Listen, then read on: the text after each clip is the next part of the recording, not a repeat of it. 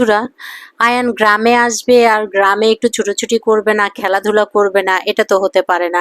সে মাটিতে শুয়ে পড়বে, খালি পায়ে হাঁটবে, সাইকেল চালাবে, ফুটবল খেলবে, সে আরো কত কিছুই যে করবে। আজকে আমি ওদেরকে ছেড়ে দিয়েছি যে তোরা ইচ্ছে মতো আজকে ফুটবল খেল, বুবুর সাথে কোনো পণ্ডিতি করতে হবে না, বুবুর সাথে কাজ করতে হবে না। হ্যালো বন্ধুরা, আজকে আমি আমার বাচ্চাকে এবং ওরা 3 ভাই বোনকেই বলেছি যে তোরা আজকে একটু ফুটবল খেল গোসলের আগে, অর্থাৎ ওর শরীরটাকে ঘামাইতে দিয়েছি। সবগুলোকে আজকে খালি পায়ে বাড়ির বাগানে ছেড়ে দিয়েছি। বাগানে ইচ্ছে মতো ওরা খেলবে দেলবে, তারপরে ঘামার পরে আমি ওদেরকে গোসল করতে নিয়ে যাব। আমি কিন্তু বাহিরে বসে পাহারা দিচ্ছি। এখন আফিফের সাথে তো আসলে পারা যায় না, ও হচ্ছে আউট অফ কন্ট্রোল মেন্টালিটির একটা ছেলে।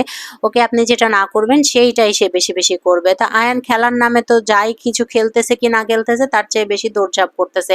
আয়ান কিন্তু দেখেন অত বেশি খেলতেছে না, সে পাশাপাশি হাঁটছে, বালু খেলছে, দৌড়াচ্ছে, তাতেও সই।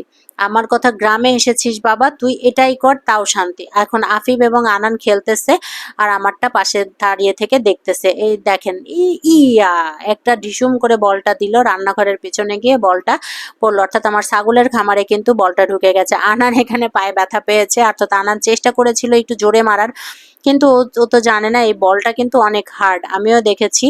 আর আফিফ ইচ্ছে মতো খেলতেছে, আফিফের কাছে এটা কোনো ব্যাপারই না। আফিফের পুরো শরীর মনে হয় যে ইস্পাতের মতো শক্ত। বাইরে ভাই, ওকে মারলে যে মারবে তার নিজেরই হাত ব্যথা করবে।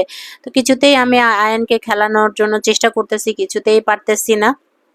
ও ওর মতো করে পাতাবাহার গাছ নাড়তেছে, ফুল গাছ নাড়তেছে, ঢিল মারতেছে এবং সে তার খেলনাগুলো এনে এনে ওখানে ভাঙচুর করতেছে। সে খেলতে হবে এই জিনিসটা বুঝতেই চায় না, মানে এত অলস। সে দৌড়াইতেই চায় না, সে খেলতেও চায় না, সে কিছুই করতে চায় না। কিন্তু সে হ্যাঁ খালি পায়ে যে আছে, আমার কাছে মনে হয় কি জানেন, এটাই আমার শান্তি, যে সে তাও তো খালি পায়ে আছে, তাও তো মাটির সংস্পর্শ নিচ্ছে, এতে তার শরীরের জন্য কিছুটা হলেও উপকার হবে।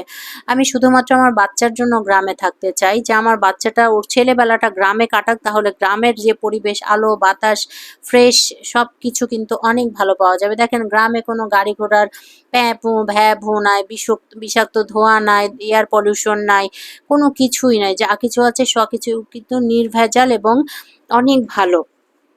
তো আমার বাচ্চাটা এখানে এসে আমার সাথে কথা বলার চেষ্টা করতেছিল।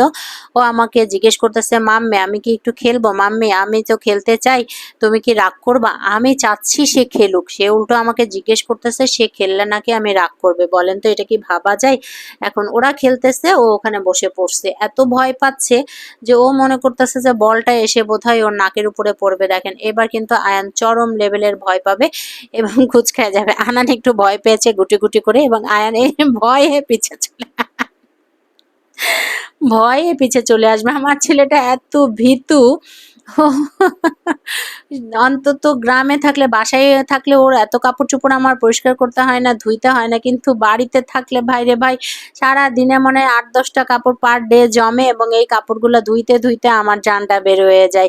কারণ বাড়িতে তো আর ওয়াশিং মেশিন নাই, তবুও বাচ্চা যে সাপ্লাই পানি আছে, যার জন্য একটু কষ্টটা কম হয়। তো এখানে ওরা বাচ্চারা খেলতেছে, আমি পাশে বসে আছি এবং আমার কাছে খুব মনে পড়তেছে আমার ছেলেবেলাগুলো। কারণ আমি ছোটবেলায় খেলতাম মার্বেল, লাটিম, র্যাকেট এবং হচ্ছে ফুটবল। ছেলেদের খেলাগুলোই আমার বেশি পছন্দ ছিল, আর খেলতাম হচ্ছে আতাপাতা। তো এই খেলাগুলো যখন আমার বাচ্চাটা খেলতেছে এবং ওরা আফিবান আনান খেলতেছে, তখন কিন্তু আমি ওদের সাথে দাঁড়িয়ে দাঁড়িয়ে দেখতেছি আর ছোটবেলাকে ফিল নেওয়ার চেষ্টা করতেছি।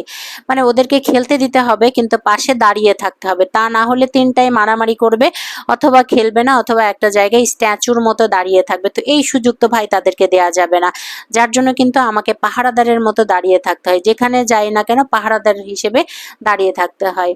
তো গ্রামের এই রিক্রিয়েশনটা প্রত্যেকটা বাচ্চার জন্য দরকার। এই যে এখন যে ওরা দৌড়ঝাঁপ করতেছে, খেলাধুলা করতেছে, এতেই কিন্তু দেখেন বিনোদন হচ্ছে। এখন অলরেডি তারা ঘেমে ক্লান্ত হয়ে চলে এসেছে বাহিরের বাথরুমে, একটাকেও আমরা ভেতরের বাথরুমে আজকে যেতে দিব না, কারণ ফুটবল খেলেছে, ফুটবল ড্রেনের মধ্যে গেছে। আর আনান তো হচ্ছে ওকে ভেজানোর চেষ্টা করতেছে, আর আয়ান দেখেন টিউবওয়েল চাপার চেষ্টা করতেছে। আমাদের টিউবওয়েলটা কিন্তু অনেক সফট, একটু চাপলেই পানি বের হয়ে যায়। তো সবাই ভালো থাকবেন, আজকে এ পর্যন্তই, বাই।